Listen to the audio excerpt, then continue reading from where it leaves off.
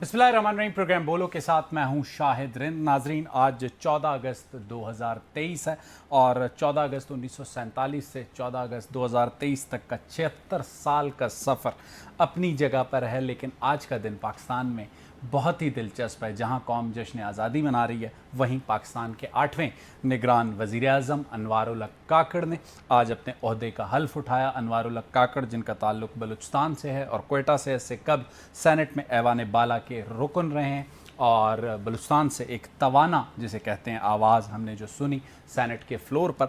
इन सब से अलावा गुज़िश्ता रात पाकिस्तान मिलिट्री एकेडमी काकूल में एक मरकज़ी तकरीब जो पाक फ़ौज के ज़ेर एहतमाम होती है, chief of army staff general Syed Asim Munir ने इस तकरीब से ख़िताब किया और ये तकरीर बड़ी अहमियत की हामिल थी। लेकिन आज भी जब केयर टेकर प्राइम मिनिस्टर की तकरीब बरदारी थी तो वहाँ जिसे कहते हैं स्पीकर, चेयरमैन सेनेट, इनके साथ साथ chief of army staff, chairman joint chief of staff, naval chief वहाँ मौजूद थे और उसके अलावा बहुत से साबिक वफाकी वज़रा, सुबकदोश होने वाले प्राइम मिनिस्टर, वो सारे वहाँ मौजूद थे। और इस मौके पर सीनियर सहाफ़ी मुजीबुर रहमान शामी साहब ने मुसाफ़िहा किया chief of army staff general Syed Asim Munir से और उनसे कुछ गुफ्तगू की कोशिश की, जिसमें चीफ़ ऑफ आर्मी स्टाफ ने बहुत वाज़े लफ्ज़ों में शामी साहब को कहा कि अवाम को, मुल्क को, कौम को उम्मीद का पैगाम दें और ये उम्मीद आपने पैदा करनी है, पाकिस्तान को कुछ नहीं होगा। तो ये वो गुफ्तगू थी जो चीफ़ ऑफ आर्मी स्टाफ ने आज केयर टेकर प्राइम मिनिस्टर की तकरीब अलबरदारी के मौके पर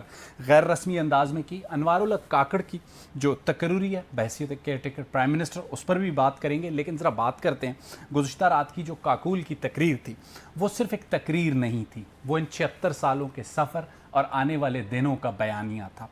सबसे पहले चीफ़ ऑफ आर्मी स्टाफ ने जिस अहम मौजू पर गुफ्तगू की वो था हिंदुस्तान और पाकिस्तान का ताल्लुक़, और उन्होंने हिंदुस्तान को पाकिस्तान मिलिट्री एकेडमी के जिसे कहते हैं मैदान से खड़े होकर बड़े वाज़े लफ्ज़ों में कुछ पैगाम दिया। सुनिए चीफ़ ऑफ आर्मी स्टाफ ने क्या कहा।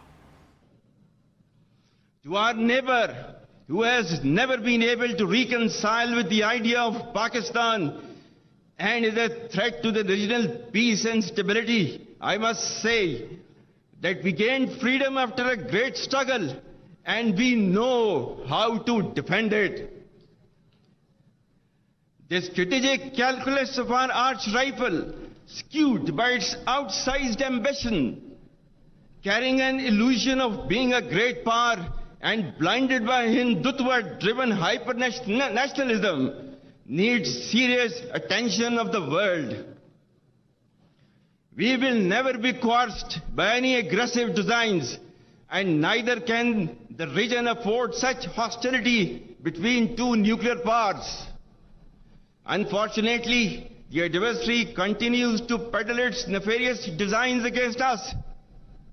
For petty political mileage, I would humbly remind them of their predicament.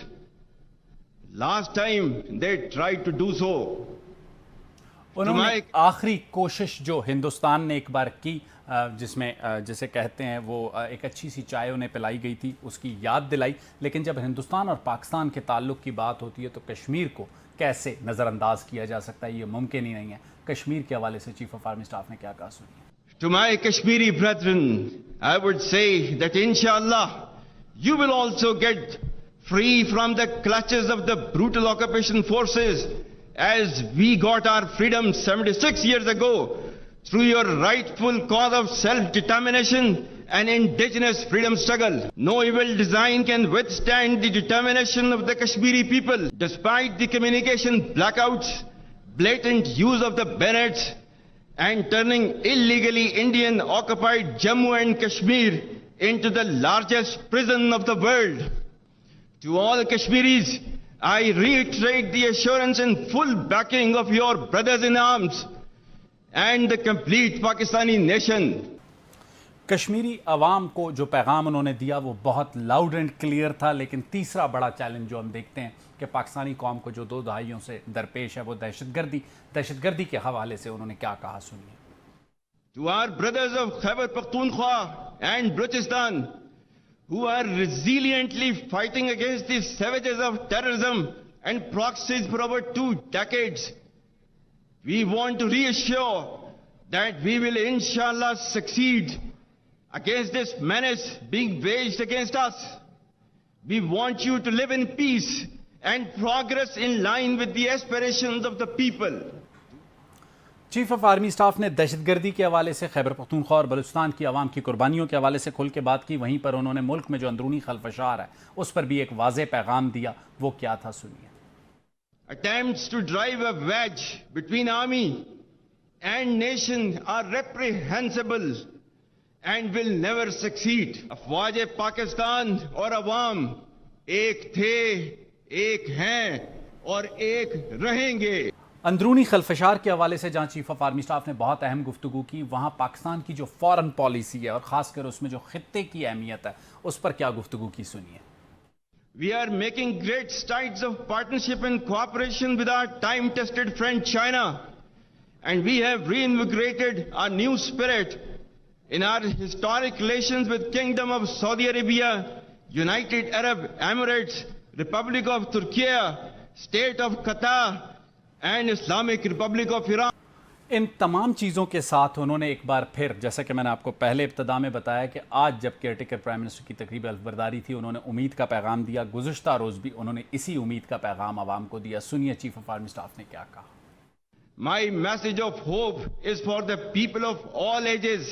We must stand united and rise above self to serve Pakistan in whatever ways it demands of us. Always remember, Pakistan is our identity and the rationale to exist. Pakistan ہے تو ہم ہیں, پاکستان نہیں تو کچھ بھی نہیں. فرد قائم ربط ملت سے ہے, تنہا کچھ نہیں. فرد قائم ربط ملت سے ہے, تنہا کچھ نہیں. موج ہے دریا میں اور بیرون دریا کچھ نہیں. موج ہے دریا اور بیرون دریا کچھ نہیں. Chief of army staff general Syed Asim Munir کا جسے کہتے ہیں امید کا پیغام قوم کے لیے, عوام کے لیے, خطے کے ممالک کے لیے اور بین الاقوامی دنیا کے لیے.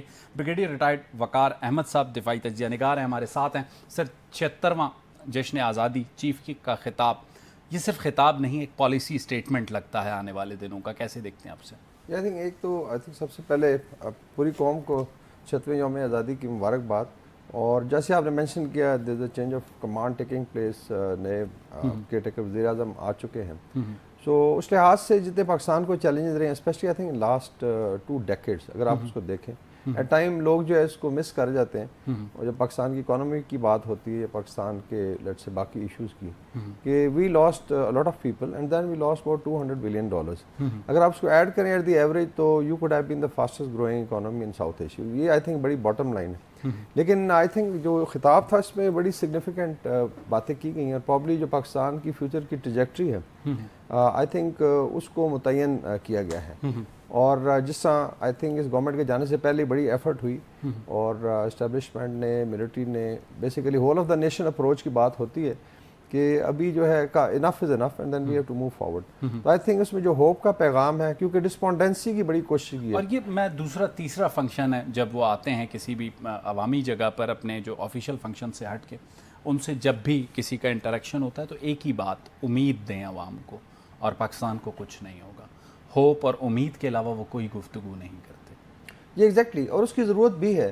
Because if you look at last 1.5 years especially, جس میں پی ٹی آئی کی گورنمنٹ کے جانے کے بعد ایک پوری ہیٹ کیمپین کی گئی کریٹ, اینڈ دین جو تھا این ایفرٹ واز میڈ کہ you create a veg between army and military and people of Pakistan, جو ناکام ہوا اسپیشلی 9 مئی کے بعد جب اسالٹ کیا گیا. تو اس میں I think what ever even کوئی پازیٹیو چیز بھی ہوتی ہے تو اس کو بڑے نیگیٹو پیرائے میں پیش کرنے کی کوشش کی جاتی ہے, اور یوتھ کو اسپیشلی ٹارگیٹ کیا جا رہا ہے جی کہ ہوپلیسنس ہے اور لوگ جا رہے ہیں all that. But if looking at potential جو ہے ہمیشہ ہم بات کرتے ہیں. لیکن سب سے اہم جو 3 چیزیں مجھے لگتی ہیں, دہشت گردی کے خلاف جنگ بھی فوکس ہے, کشمیر بھی فوکس ہے, ہندوستان کو بھی واضح پیغام ہے, اندرونی خلفشار پہ بھی بات ہوتی ہے.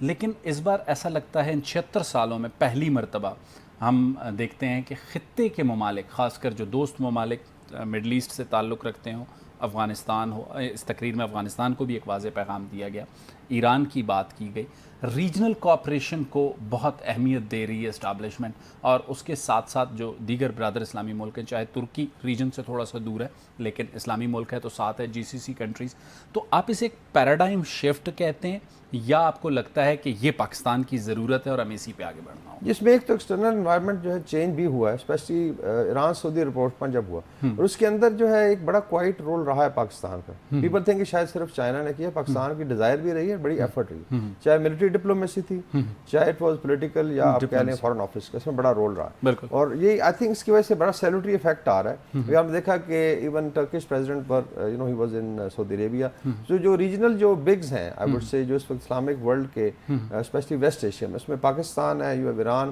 کنگڈم آف سعودی عربیہ اور ٹرکی ہے, and then of course Qatar, U A E, because ہمیشہ انہوں نے ہمیں بیل آؤٹ بھی کیا اور ہیلپ بھی کیا. تو I think there is an awareness. اور پھر رشیا یوکرین وار کی وجہ سے آئی تھنک جو ویسٹرن ہیجمنی تھی اس میں بھی ایک ڈینٹ آیا, لوگوں نے سوچنا شروع کر دیا ہے کہ why to create problem with in that. I think chief کا جو خطاب اس میں اسپیسیفکلی ان کنٹریز کا, آئی تھنک چائنا کا مینشن کرنا کہ یہ وہ ہمارے محسن کنٹریز ہیں جنہوں نے ہمیشہ ہمیں مدد کی ہے, لیکن and we had to basically 76 سالوں کا سفر, اس کے اپس اینڈ ڈاؤنز اپنی جگہ پہ ہیں. چونکہ اب ہم ماضی کی بات کرنے کے بجائے حال اور مستقبل کی بات کریں, کتنا ہوپ فل لگتا ہے آپ کو چیف کا خطاب to give message to nation, کیونکہ اس وقت لازمی سی بات ہے ایک ٹرانزیشن آف پاور کی سٹیج تھی, اور پاکستان کی جسے کہتے ہیں پولیٹیکل جو سچویشن ہے اس میں اسٹیبلشمنٹ ایک اہم رول رکھتی ہے, اور اسی وجہ سے ہمیں SIFC میں بھی اس کا رول رکھنا پڑتا ہے, کیونکہ پاکستان میں کوئی بھی چیز بہتر کرنے کے لیے تمام اسٹیک ہولڈرز کا ایک جگہ پہ ہونا ضروری ہے. تو آپ کے خیال میں آنے والے دنوں کے لیے پیغام جو ملا ہے اس کا امپیکٹ ہمیں نظر آئے گا؟ یہ ایگزیکٹلی, بیکاز اس میں ابھی جس طرح SIFC کی آپ نے بات کی ہے, 5-6 بڑے آئی تھنک ایریاز آئیڈینٹیفائی کیے گئے, اور وہ ایگزسٹ کرتے ہیں. ایسا نہیں ہے کوئی لیٹس سے کوئی خواب ہے. منرل پوٹینشیل ہے بلوچستان, آپ ہم سے زیادہ بہتر سمجھتے ہیں, enormous. You can change destiny of Pakistan and Balochistan. پھر ایگریکلچر ہے, انفارمیشن ٹیکنالوجی ہے, ایون ملٹری ہارڈ ویئر جس میں پاکستان ابھی ایکسپورٹ میں چلا گیا. تو آئی تھنک ان چیزوں پہ فوکس کیا جائے تو جتنا برین ڈرین ہو رہا ہے. ایک چھوٹی سی بریک لوں گا اور کیئر ٹیکر پرائم منسٹر پہ بھی آپ کا کامنٹ چاہوں گا کہ اس سارے ڈیسیجن کو آپ کیسے دیکھتے ہیں. آپ نے جو بات کی, اور خاص کر کیئر ٹیکر پرائم منسٹر کی جو شخصیت کی ایک بنیادی چیز ہے وہ آپ سے ریلیٹ کرتی ہے, that's why I wish to ask a question. لیتے ہیں ایک چھوٹی سی بریک, بریگیڈیئر وقار صاحب کے ساتھ اور دیگر مہمانوں کے ساتھ دوبارہ گفتگو کا سلسلہ جوڑیں گے.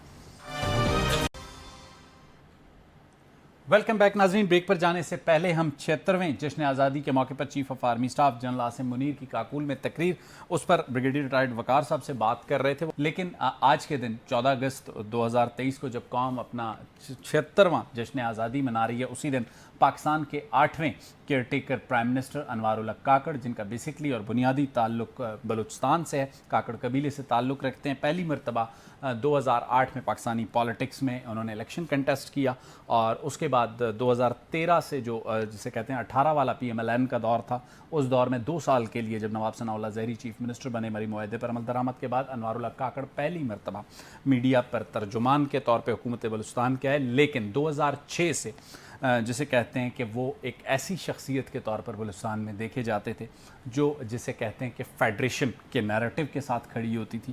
اور پھر گزشتہ جو سینٹ کے انتخابات ہوئے آج سے تقریباً 5-6 سال قبل, تو اس مرتبہ پہلی مرتبہ وہ بلوچستان سے انڈیپینڈنٹ سینیٹر کے طور پر ایوان بالا میں آئے, اور ایوان بالا میں ان کی شناخت ایک سنجیدہ اور ہائیلی کوالیفائڈ پولیٹیشین کے طور پر سامنے آنا شروع ہوئی. اور سینٹ کے فلور پر چاہے وہ انٹرنل مسائل ہوں, چاہے وہ فارن پالیسی سے ریلیٹڈ مسائل ہوں, یا پھر دہشت گردی کے خلاف جنگ ہو, ان تمام معاملات پہ ایک واضح موقف اور جسے کہتے ہیں اسٹریٹ موقف رکھنے کا ان کا ترائے امتیاز رہا. کچھ گفتگو ان کی ہم نے سینٹ کے فلور سے لیا, سنواتے ہیں کیئر ٹیکر پرائم منسٹر ملک کے اندرونی مسائل, خاص کر دہشت گردی کے جنگ اور اس کے مذاکرات کے حوالے سے کیا اوپینین رکھتے ہیں, اور مختلف موقعوں پر انہوں نے کیا کیا باتیں کی ہیں سینٹ کے فلور پر. ذرا سنیے. ہم اس فورم کو جو کہ پارلیمنٹ کا ہے, ہماری جو جوڈیشری کا فورم ہے, ہماری جو ایگزیکٹو کا فورم ہے, وہ تینوں کے تینوں شاید ایک ایسے کویگمائر میں پھنسے ہوئے ہیں جہاں پہ ہم لوگوں کی اکنامک اور پولیٹیکل رائٹس کی ٹرانسلیشنز اور سروس ڈیلیوری کے بیسک کانسیپٹس کو بھی ایڈریس نہیں کر پا رہے. ٹیررزم ایک نان اسٹیٹ ایکٹرز کے تحت ایک نان اسٹیٹ وارفیئر کا حصہ ہے. میرے خیال میں ہم ابھی تک اس جنگ کی نیچر جو ہے اس کو ایٹ ٹائمز سمجھنے میں قاصر نظر آ رہے ہیں. اگر TTP کے ساتھ गुफ्त शनीद जो कि मैं बिल्कुल क्लैरिटी के साथ अल्हम्दुलिल्लाह मुझे आयोटा ऑफ डाउट भी नहीं है कि किसी सूरत भी उनके साथ किसी किस्म की गुफ्त शनीद, ये मेरी जाती राय है, वो इफेक्टिव या कामयाब पॉलिसी कतन नहीं है। I am on record. नाजरीन, हमारे साथ होंगे बलूचिस्तान नेशनल पार्टी के सरबराह सरदार अख्तर मेंगल। सरदार साहब, आपको खुशामदीद कहता हूँ। सरदार साहब, आपसे बहुत वाज़ेह सवाल करना चाहूँगा। आपके ख़त को हमने पढ़ा, वो हमारे सामने आया, उससे दो चीज़ें आती हैं, दोनों में मैं चाहूँगा कि आपकी क्लैरिटी हो और नाजरीन की भी क्लैरिटी हो। सरदार अख्तर मेंगल को अनवारुल हक काकड़ की तकर्री पर एतराज़ है या फिर मियाँ नवाज शरीफ जो उनके इत्तेहादी थे उन्होंने आपको एतमाद में नहीं लिया? तो ज़रा क्लेरिफाई कीजिएगा इसको। उनमें भी हमने उसके साथ मैंने ये कहा था कि जी प्रोग्रेटिव आपका है, आप इसको भी रखिए, हमें कोई एतराज नहीं, लेकिन there is a difference between care taker and Undertaker. Care taker जो होता है निगरान, वो चीजों की निगरानी करता है और एक मुकर्ररा वक्त के बाद जो है ना वो जो अमानत है वो मालिक के या जिस किसी ने भी उसको थामी हुई है वो उसको वापस करता है। सही। लेकिन अंडरटेकर जो है ना वो फिर अपनी मर्जी से जो है ना किस कदर तरह की अंडरटेकर जो है उसको गोरखन को कहते हैं। सही। जो कब्रें लगाते हैं। सरदार साहब, ऐसा खदशा सरदार अख्तर मेंगल को क्यों है कि अनवारुल हक काकड़ अंडरटेकर हो सकते हैं? क्योंकि अनवारुल हक काकड़, गो के आपने कहा कि हमारा एक सियासी इख्तलाफ है, ज़ाती कोई नहीं है, एक नैरेटिव का मामला है, आप एक नेशनलिस्ट नैरेटिव रखते हैं, वो एक फेडरेशनिस्ट नैरेटिव रखते हैं, और ये हम देखते हैं कि तवील अरसे से है। लेकिन कोई ऐसी चीज़ जो उन्होंने सेनेट के फ्लोर पे बैसियत सेनेटर की हो जिससे आपको लगता हो कि वो किसी गैर आइनी इकदाम की तरफ जाएंगे, या ये खदशात है? और एक अहम नुक्ता जो मैं आगे आपसे दोबारा सवाल करूंगा जो आपके खत में बहुत अहम है, लेकिन ज़रा इसको क्लियरिफाई कीजिएगा। शायद देखें, खदशात और ख़तरात जो है ना इंसान की आदत और फितरत से देख के जन्म लेते हैं। सबसे पहले हमें ये देखना चाहिए होगा कि अनवारुल हक को लाया क्यों गया है। वो इसलिए कि उसका ताल्लुक बलूचिस्तान से है। यही है ना जो आजकल जो पेश किया जा रहा है, एक छोटे सूबे से और उसके आने से जो है ना वो बलूचिस्तान के मसले हल हो जाएंगे। सबसे पहली बात यह है कि बलूचिस्तान के मसले किसी के आने जाने से हल नहीं होते। जब बलूचिस्तान के मसले उस माइंडसेट के तब्दील होने से ही ठीक हो सकते हैं। और बलूचिस्तान का मसला है क्या और बलूचिस्तान के कन्फ्लिक्ट का बेनिफिशियरी कौन है?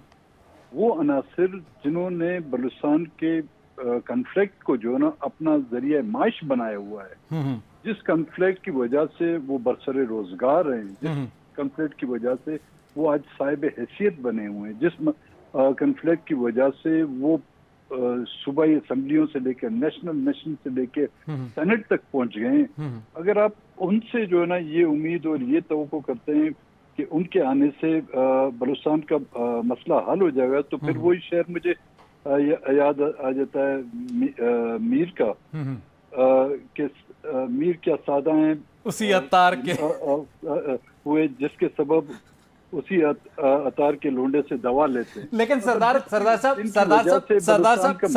उन्हीं से आप तवक्को करते हैं। बिल्कुल, ये आपका एक पॉइंट ऑफ व्यू है कि वो बेनिफिशियरी है सारी सूरत हाल के। एक और काउंटर आर्ग्यूमेंट इन्हीं जो दोस्तों का है, चाहे अनवारुल हक काकड़ हो, सरफराज बुगटी हो, उनका ये काउंटर आर्ग्यूमेंट है कि बलूचिस्तान की जो सिचुएशन है उसके अकेले बेनिफिशियरी हम नहीं है। नेशनलिस्ट फोर्सेस भी, चाहे डॉक्टर मालिक की सूरत में हो, सरदार अख्तर मेंगल की सूरत में हो, वो भी उतने ही बेनिफिशियरी हैं। वो जस्टिफाई, एक और चीज़ जो कल आपके खत पे सरफराज बुगटी ने एक सवाल रखा, मैं चाहूँगा आपके सामने रखूँ। उन्होंने कहा कि सरदार अख्तर मेंगल को बलूचिस्तान अवामी पार्टी का कुद्दूस बेजंजो काबिल कबूल है, सरदार अख्तर मेंगल को बलूचिस्तान अवामी पार्टी का सादिक संजरानी काबिल कबूल है, तो अनवारुल हक काकड़ पे एतराज़ क्यों? देखें, बेनिफिट कहते किसको हैं? एक तो हमें ये फर्क करना होगा कि अगर हम बेनिफिशियरी हैं इससे, हम लोगों ने तो आबा और अजदाद से जेलें काटी है ना। अगर ये बेनिफिट है तो उस बेनिफिट का भी कुछ शेयर तो वो लोग ले लें, या सरफराज बुगटी की शक्ल में हो या उसके जो चाहने वाले हैं वो उसकी शक्ल में हो। सही। हम लोगों ने कुर्बानियां दी हैं, हमारे आबा अजदाद जलावतन हुए हैं। अयूब खान से लेकर जुल्फकार अली भुट्टो के दौर में जो है ना उन्होंने जेल ही काटे। बिल्कुल ऐसी है। लेकिन बेनिफिशियरी वो हैं, अगर आप एक मिनट के लिए आप सोच लें, अगर बलूचिस्तान का कन्फ्लिक्ट हल हो जाता है बुगटीज वापस आ जाते हैं, मरीज वापस आ जाते हैं, बाकी जो लोग हैं बाहर बैठे हुए वापस आ जाते हैं, तो मुझे अनवार को और सरफराज को पूछेगा कौन? सही, शायद कोई हमें अपने वो रेवड़ का चरावा भी नहीं बनाए। चलें सरदार साहब, एक और अहम जुमला आपने कही कि जी एक्सेप्टेबल है हमारे लिए सादिक संजरानी। सर, ये सरफराज बुगटी ने ट्वीट किया बाकायदा आपको। जी जी, मैं उसका जवाब देता हूँ। सादिक संजरानी को हमने कोई वोट नहीं दिया। हाँ, ताल्लुकात हैं, ताल्लुकात हमारे रिश्तेदारियां भी हैं, जाम साहब के साथ हमारी रिश्तेदारी हैं। हमारे बलूचिस्तान में जो दूसरे पॉलिटिशियन है, एक बलूची हमारी रवायत रही है। बिल्कुल, एक जमाने में सरफराज बुगटी भी जब सदा सनाउल्लाह के खिलाफ जो नो कॉन्फिडेंस मोशन हो रहा था, सरफराज बुगटी भी हमारे पास आते रहते थे, लेकिन उससे पहले जब वो जाम साहब के चाहते थे तो हमारे पास नहीं आते थे। सही। और इसी तरह जब कुद्दूस बिजंजो के खिलाफ हमने नो कॉन्फिडेंस मोशन हमने मूव किया, और नो कॉन्फिडेंस मोशन मूव हमने किया था, लेकिन उसको एतमाद का वोट हमने नहीं दिया। सही। हाँ, ये इस बात का हम एतराफ करते हैं कि हमने वो अपोजिशन का किरदार अदा नहीं किया हमारी पार्टी ने, जो हमें इत्यादियों ने जो हमें करना चाहिए था, क्योंकि कुद्दूस ने जिस अंदाज में हमें जाम साहब ने तंग किया था, या सनाउल्लाह ज़हरी या डॉक्टर मालिक ने किया था, उस तक तो कुद्दूस चले आपने पॉलिटिकल करेज का मुजाहरा किया और आपने ये एक्सेप्ट किया कि वो अपोजिशन जो आपको करनी चाहिए थी आपने नहीं किया, और उसका रीजन लाजमी सी बात है, कुद्दूस बिजंजो ने तमाम लोगों को उसी तरह अकोमोडेट किया जैसे एक जमाने में नवाब असलम रईसानी के दौर में 65 रुकनी ऐवान में जो है 63 लोग हुकूमत में थे। सरदार साहब, एक आखिरी जुमला आपके खत का बहुत अहम था। आपने मियां नवाज शरीफ को मेंशन करके लिखा कि आपके सियासत के रास्ते बंद किए जा रहे हैं ऐसे फैसलों से। तो सरदार अख्तर मेंगल इस एक्सट्रीम पर क्यों जा रहे हैं? मैं एक्सट्रीम में नहीं जाना चाहता जी। मैंने आज नहीं, रोज अव्वल से ये कह रहे हैं कि जिस अंदाज में वो उन लोगों को प्रमोट कर रहे हैं जिनको हमने डेथ स्क्वाड का नाम दिया हुआ, सही, यही तरीकेकार, यही मेथड जो है उन्होंने डेरा बुगटी में इस्तेमाल की। नवाब बुगटी पहाड़ों की सियासत नहीं करना चाहता था, ना ही नवाब बुगटी ने जो है आजादी की वो वसाइल की बात कर रहे थे। उनके इलाकों में या दूसरों के इलाके में इस तरह के एलिमेंट्स को प्रमोट किया गया, और उनको नवाब बुगटी और उनके खानदान को दीवार से लगाकर ये मैसेज दिया गया है कि आपके लिए there is no space for you in this politics. सही। अच्छा, सरदार साहब आए हुए हैं। सरदार साहब, बेअदबी माफ, आपको काट रहा हूं। केयरटेकर प्राइम मिनिस्टर के मामले पे अनवारुल्लाह काकड़ का नाम हमारे लिए बीइंग अ जर्नलिस्ट तो सरप्राइज था। बलूचिस्तान में भी कोई सरप्राइज एक्सपेक्ट कर रहे हैं, या इस बार अपोजिशन कुद्दूस बिजंजो को टफ टाइम देगी? देखिए, जहां तक अपोजिशन का ताल्लुक है, अपोजिशन कल भी बैठी थी, आज भी बैठी है, अभी भी हम बैठे हैं और शाम को भी हम बैठ रहे हैं। हम अपोजिशन जो है, मुत्तहिदा अपोजिशन, किसी एक या दो नाम पर एग्री करके वो भिजवा देंगे उधर। सही। अब वहां पे भी सरप्राइज आता है, ऊपर से सरप्राइज आ सकते हैं, तो बलूचिस्तान तो वैसे ही सरप्राइजों की जो है आमाजगा है। ठीक है सरदार अख्तर मेंगल साहब, आपका बहुत बहुत शुक्रिया। आपने अपना कीमती वक्त हमें दिया और अपनी जमात का जो मौक़िफ़ था, खासकर अपने ख़त के हवाले से, निगरान वज़ीर आज़म की तकरीर के हवाले से। नाज़रीन, लेते हैं एक छोटी सी ब्रेक और गुफ्तगू का सिलसिला दोबारा यहीं से जोड़ेंगे। वेलकम बैक नाजरीन। प्रोग्राम के आखिरी सेगमेंट में बात करेंगे एक बार फिर जिसे कहते हैं जश्न आज़ादी की, और केयरटेकर प्राइम मिनिस्टर की तकरीर की। बलूचिस्तान अवामी पार्टी से, बलूचिस्तान से ताल्लुक़ सेनेटर दनेश कुमार। दनेश, जो मेरी और आपकी चंद हफ्ते कबल तक की मालूमात थी, अब चूँकि कहानियाँ खुलेंगी, आहिस्ता आहिस्ता खुलेंगी। अनवारुल्लाह काकड़ was a contender for caretaker chief minister Balochistan, for caretaker federal minister for foreign affairs. लेकिन वही बात कि वज़ीर आज़म के लिए नाम दनेश के चले इल्म में कब आया? नामजदगी से पहले कहीं पर, क्योंकि आपका एक गहरा ताल्लुक है उनसे। देखें जी, ये मैं तो नहीं कह सकता हूँ, मगर मुझे अंदाज़ा हो गया था। किस लम्हे पे? मुझे आज से एक हफ्ता पहले अंदाज़ा हो गया था कि जैसे इसाक डार साहब का नाम ड्रॉप हुआ, तब से मुझे अंदाज़ा हो गया, और कहा गया कि छोटे सूबे से। जब छोटे सूबे की बात आई और स्पेशली साहब का भी नाम आया, बलूचिस्तान से आई, तो मेरे जहन में फौरन अनवारुल्लाह काकड़ साहब का नाम आया कि इनसे। लेकिन टीवी चैनल्स पे तो सादिक संजरानी साहब का नहीं, देखें, वो भी हमारे लिए मोहतरम है, और माशाल्लाह उनकी भी बहुत बड़ी एक कंट्रीब्यूशन है सूबे के हवाले से, मुल्क के हवाले से। मैंने, मगर मेरे जो जहन में आया था, छोटा, जब कहा गया कि छोटे सूबे صوبے سے اور بلوچستان سے تو یقین جانے میرے ذہن میں یہی کیوں جام کمال کیوں نہیں، سرفراز بگٹی کیوں نہیں، یا پھر جیسے کہتے ہیں ڈاکٹر مالک کیوں نہیں؟ جی دیکھیں جام کمال صاحب یقیناً کنسیڈر ہوئے ہوں گے، مگر ان کی تھی کہ وہ اپنا حلقہ نہیں چھوڑ سکتے، وہ حلقے کی الیکشن لڑنے کی کوشش کریں گے. اور ہمارے دوسرے بھی ساتھی ہیں، سردار اختر مینگل کافی ناراض ہیں اور انہوں نے اپنے ناراضگی کا اظہار ٹویٹر پہ بھی کیا ہے، میاں نواز شریف صاحب کو بھی خط لکھا ہے. لیکن ابھی تھوڑی دیر پہلے ہمارے ساتھ پروگرام میں تھے، انہوں نے 2 اہم باتیں کی، میں چاہوں گا کہ آپ انہیں رسپونڈ کریں. ایک انہوں نے کہا کہ مجھے انوار الحق کی شخصیت سے کوئی اعتراض نہیں ہے، لیکن ہم نے اپنے تحفظات اتحادیوں کے سامنے رکھے ہیں کہ ہم سے مشورہ نہیں کیا گیا. دوسرا ان کا ایک نقطہ نگاہ یہ تھا کہ جو ایک نیریٹو کا ڈیفرنس ہے بٹوین انوار الحق کاکڑ اور سردار اختر مینگل، انہوں نے کہا کہ اس مسئلے کو بلوچستان کے حل نہ کرنے کا جو ہے نا بینیفیشریز ہیں انوار الحق کاکڑ یا سرفراز بگٹی یا میں خود. لیکن انہوں نے یہ اعتراف کیا کہ قدوس بزنجو کو انہوں نے اپوزیشن اس طرح نہیں کی جیسے کرنی چاہیے تھی. آپ کے خیال میں سردار اختر مینگل کا جو معاملہ ہے وہ جسے کہتے ہیں اتحادیوں سے ہے یا اعتراض انوار کی نامزدگی پر ہی ہے؟ دیکھیں جی انہوں نے اپنی جواب میں خود ہی بتا دیا تھا، کیونکہ ہمارے یہاں سمجھا جاتا ہے کہ جو اگر پاک فوج سے قریب ہے تو ان کو ایک شجر ممنوع کیا سمجھا جاتا ہے. میں تو حیران ہوں، اب تو تحریک انصاف سے لے کے نون لیگ پیپلز پارٹی سب قریب ہے. آپ نے دیکھا کہ جو دن کے اجالے میں ملتے ہیں ان کو بدنام کیا جا رہا ہے، جو رات کے اندھیرے میں جا کر پاؤں پڑتے ہیں ان کے بارے میں تو کوئی نہیں کہتا. تو میں سمجھتا ہوں کہ انوار الحق کی سیاست منافقت سے پاک تھی، وہ سیدھے سادھے سچے پاکستانی ہیں اور انہوں نے ہمیشہ کہیں بھی انہوں نے نہیں کہا اور انہوں نے ہمیشہ کھل کر اظہار کیا ہے کہ میں اپنی اسٹیٹ کے ساتھ ہوں، اپنے لوگوں کے ساتھ ہوں. اس وقت ہمارے ساتھ ہوں گے سابق وزیر داخلہ بلوچستان سینیٹر سرفراز بگٹی، انوار الحق کاکڑ کے قریبی دوست. سرفراز بگٹی صاحب، آج 14 اگست کا دن ہے، 76 جسے کہتے ہیں سال گزر گئے، لیکن بلوچستان میں 2 طرح کے نیریٹیوز، ایک نیشنلسٹ نیریٹو، ایک فیڈریشنسٹ نیریٹو.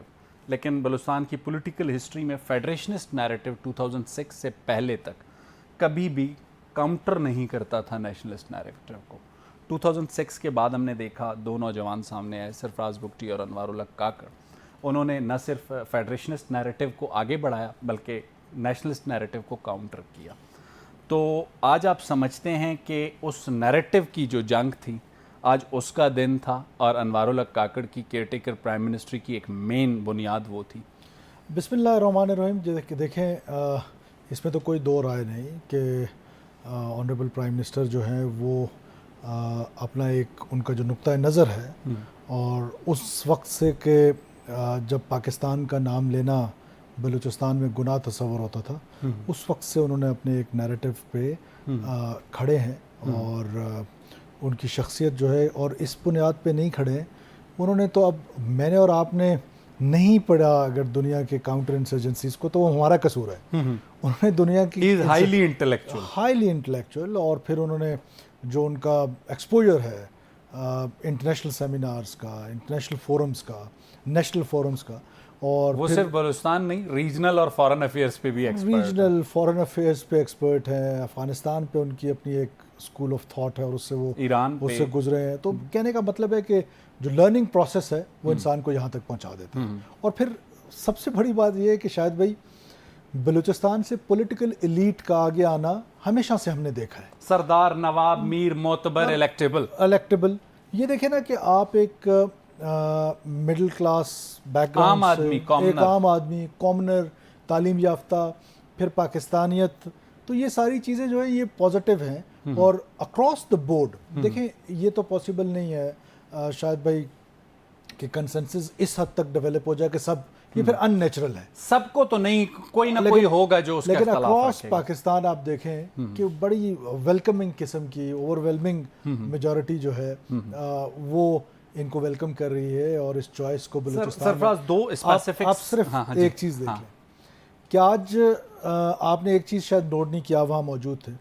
آج نواب خیر بخش مری کے بڑے صاحبزادے نواب چنگیز مری صاحب موجود تھے اس حلف برداری میں، اور وہ بڑے اسپیسیفک ایونٹس میں جاتے ہیں، بہت کم. یہ میسج ہے کہ ان کو اکراس دا بورڈ لوگوں نے ڈاکٹر عبد المالک بلوچ صاحب نے ان کی تانیاتی کو ویلکم کیا. بڑی نیشنلسٹ پارٹی میں سمجھتا ہوں کہ اس وہ وقت ہے بلوچستان اپنا کی مکران میں ان کا اپنا نہ صرف مکران میں بلکہ پورے بلوچستان میں آج ان کی مکران میں ان کا اسٹرانگ ہولڈ ہے. جی ہاں, باقی بلوچستان میں ان کی تنظیم موجود بھی ہے, وزیر اعلیٰ رہ چکے ہیں, انہوں نے ویلکم کیا ہے. نواب خیر بخش مری کے بڑے صاحبزادے کا خود چل کے آنا یہ چھوٹی بات نہیں ہے. سردار اختر مینگل کے تحفظات اپنی جگہ پہ, وہ کہہ رہے ہیں شخصیت سے نہیں ہے لیکن پھر کس سے؟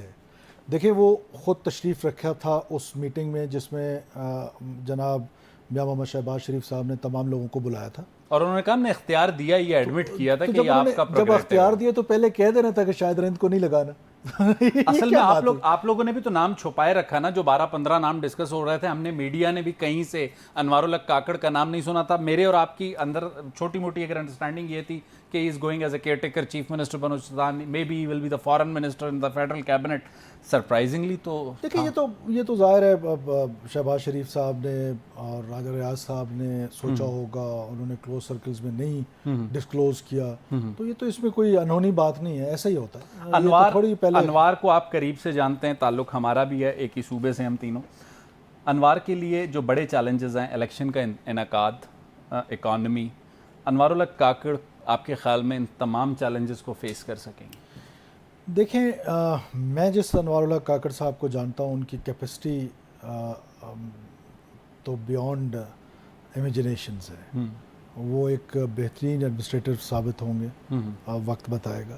اور جس طرح سے ان کی چیزوں پہ گرپ ہے, is very down to earth, very humble. تو میرا خیال ہے کہ وہ دونوں چیزوں امتزاج جو ہے ان کا, اور پھر جو ان کا لیول آف انڈرسٹینڈنگ ہے.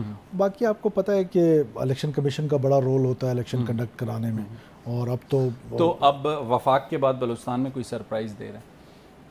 مجھے اس بارے میں کچھ علم نہیں ہے. کوئی معلومات ہی دے دیں, یا انوار الحق کاکڑ کی طرف صوبے کا بھی کوئی نام چھپایا ہوا؟ دیکھیں وہ تو پتہ ہوگا چیف منسٹر صاحب کو یا ملک سکندر صاحب کو پتہ ہوگا. تو اپوزیشن اور گورنمنٹ کے علاوہ کسی کو نہیں پتا آپ کہہ رہے ہیں؟ جی ہاں, میرا خیال. سرفراز بگٹی, ایک آخری سوال آپ سے کروں گا. جو نامزدگی ہوئی, آپ نے جو سچویشن بتائی, 14 اگست کے دن انہوں نے حلف لیا, دوبارہ اس کو 14 اگست سے ریلیٹ کرتا ہوں کیونکہ وہ اس نیریٹو کے ساتھ کھڑے رہے.